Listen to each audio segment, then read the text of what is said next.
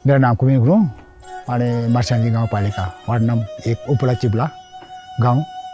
भिरमाहरूको बारेमा पहिलेको बाजे पुस्ताहरूले गरिरहेको चलन उहाँहरूसँग सँगसँगै पछि सानसानोमै उहाँहरूसँग हिँडिरहेको थियो।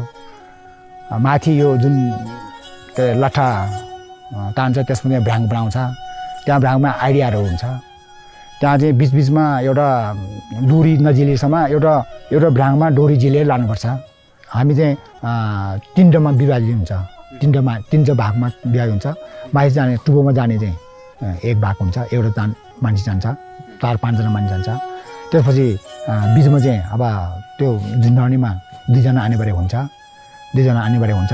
त्यसपछि तल आगो फुक्ने मान्छे चाहिँ 2-3 जना नडराउनेहरू चाहिँ त्यो बिरुवा पनि आगएर आगो फुक्छ। अनि यो अब जैविक विविधताहरू कसरी बचाउने, हाम्रो यो भित्रको चाहिँ समुदायभित्र अनि कसरी बचाउने